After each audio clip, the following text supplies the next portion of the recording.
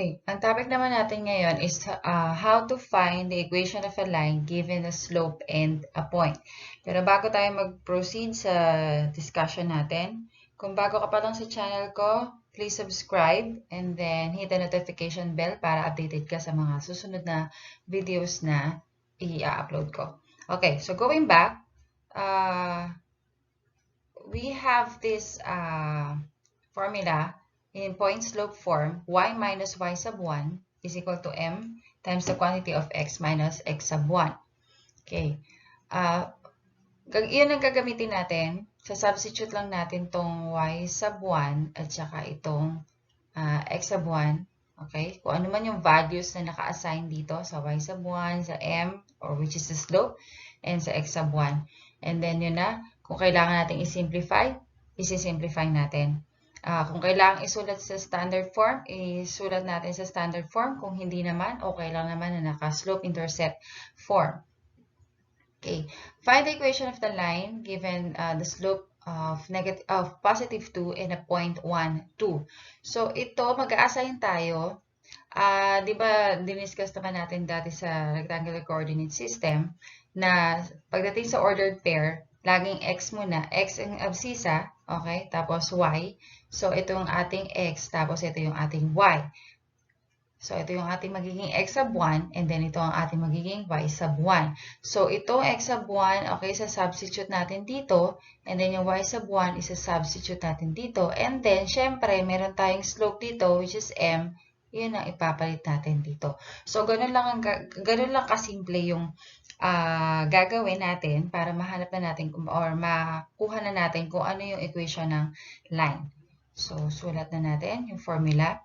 Y minus y sub 1 is equal to m times the quantity of x minus x sub 1.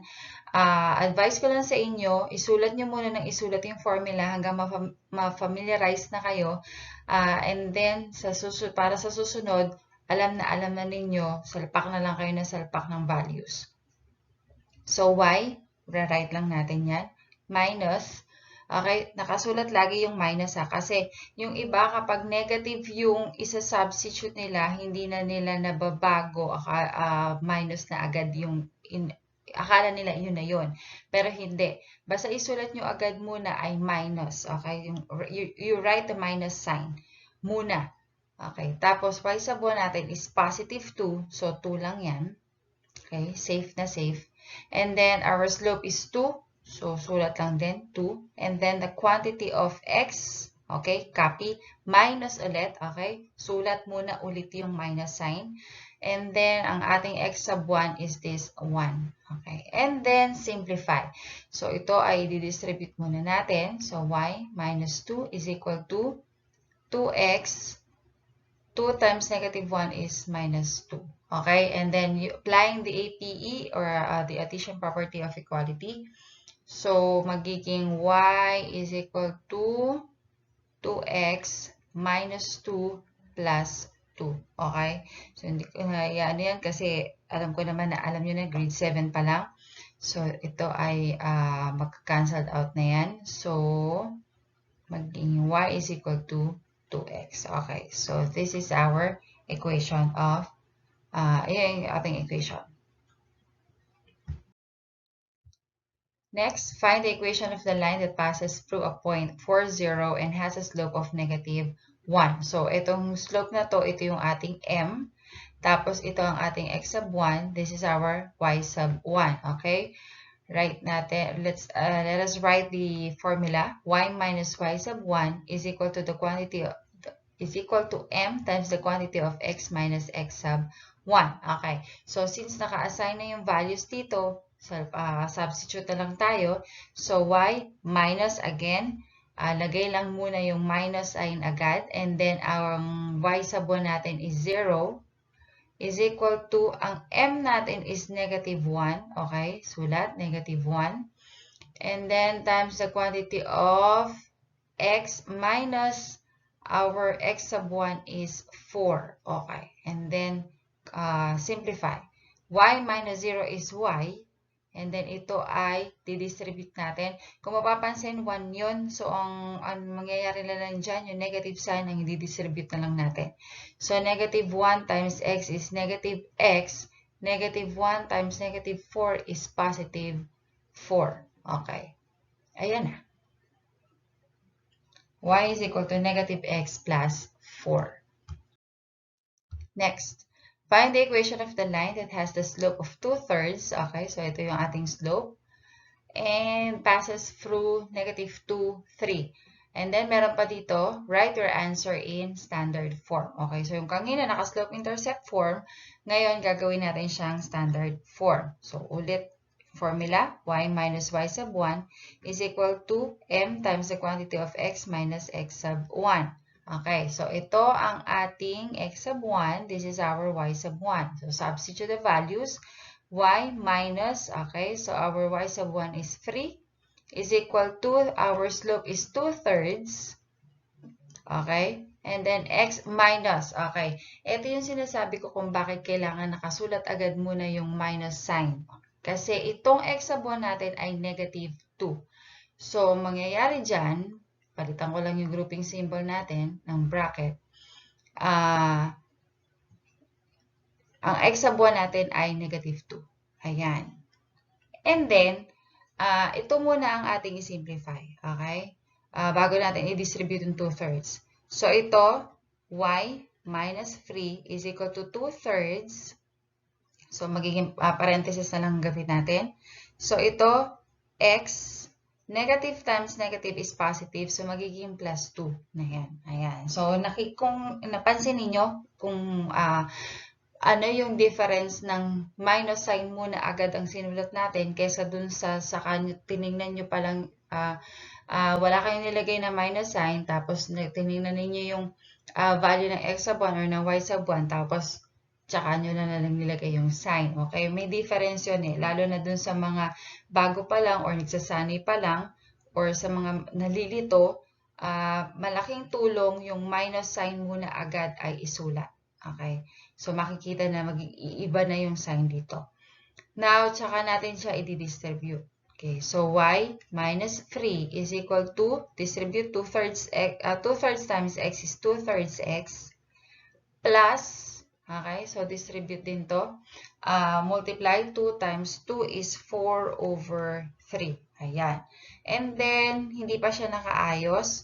Ang sabi ay naka-standard form. Ano ba ang ating standard form? We have ax plus by is equal to c. Okay?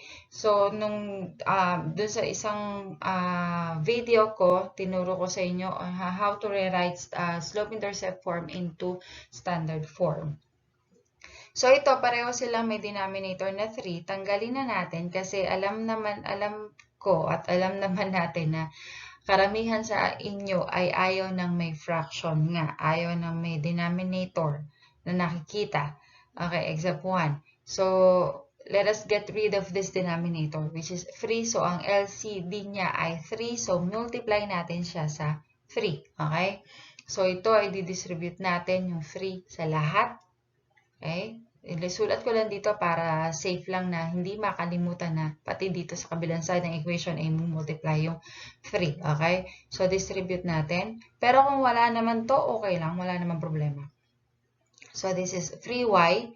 3 times negative 3 is negative 9. Okay? Tapos ito, kung pag minultiply yon, magka-cancelled out na yung 3.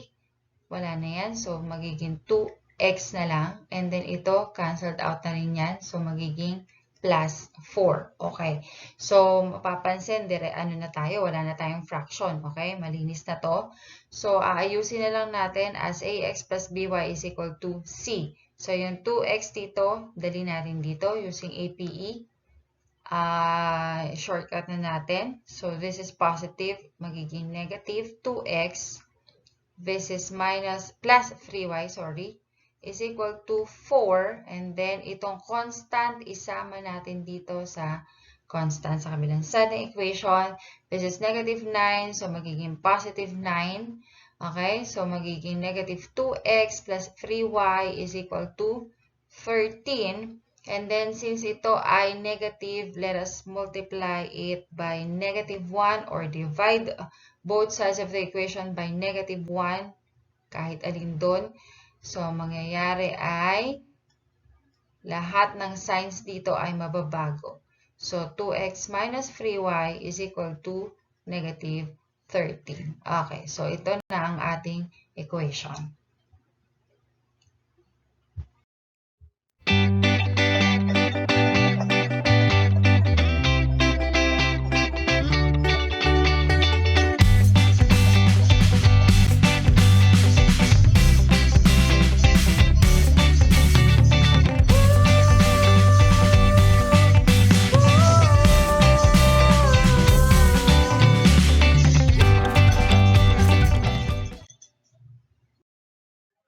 So let us check if your answers are correct. So for number 1, find the equation of the line given the following.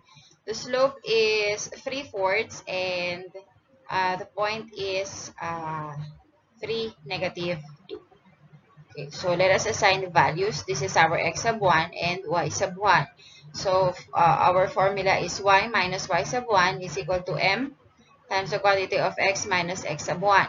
And then substitute the values lang. So y minus, this is -2, is equal to 3/4 times x minus 3. Tapos isi-simplify na natin to. So itong y minus -2 ay magiging y plus 2 na lang. Y plus 2 na. Okay, tapos yung 3/4 ay i-distribute natin. So y plus 2 is equal to 3/4 times x is 3/4 x. 3/4 times -3 is -9/4. And then, itong positive 2 ay dadali natin dito so that magiging y slope-intercept form na. Okay, so y is equal to mx plus b. Y is equal to 3/4 x minus 9/4 minus 2. Dahil this is positive, so magiging negative. Okay, simplify muna natin yan. 9/4 minus 2. Dissimilar fractions yan. So, ang LCD ay 4 and then mag-cross multiply na lang tayo. Ang denominator nito ay 1. So, -9 times 1 is -9. 4 times -2. 4 times -2 is -8. -9 minus 8 is -17/4 or -17/4 nasa gitna na yung negative. So, y is equal to 3/4 x minus 17/4. And this is our equation of the line in number 1. Last, find the equation of the line given. The slope is 5 and then the point, the coordinates of the point are 4 and 4. Tapos sabi, write it in standard form.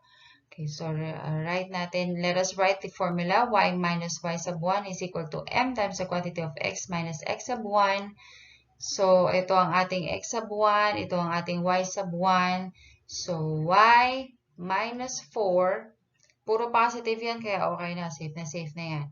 5 is times the quantity of x minus 4. And then, distribute. Okay, simplify natin. Y minus 4 is equal to 5x minus 20. Okay, and then, ayusin na natin sa slope-intercept form, sa standard form, dahil sinabi nga pala na standard form, sorry. So, ito ay ax plus by is equal to c. Okay, so yung ax, yung x dapat ay nasa left side ng equation. So, dali natin. This is positive 5x using APE, magiging negative yan. Tapos, plus y is equal to, so, negative 20. Itong constant ay isama natin dito dahil ito ang nasa kabilang side ng equation. So, minus negative 4, so magiging plus 4. And then, simplify 5x, negative 5x plus y is equal to, subtract negative 20 plus 4, isusubtract natin dahil magkaiba sila ng sign. And then, so 20 minus 4 is 16. Follow the sign of the larger number, which is 20. And the sign of the larger number is negative, so negative yan. But negative, may x natin, yung ax natin, so gawin natin positive, multiply natin both sides of the equation or divide sa negative 1, both sides of the equation, so lahat ng sign ay mababago sa loob. So magiging positive yan, ito ay magiging negative, ito ay magiging positive. So this is our answer.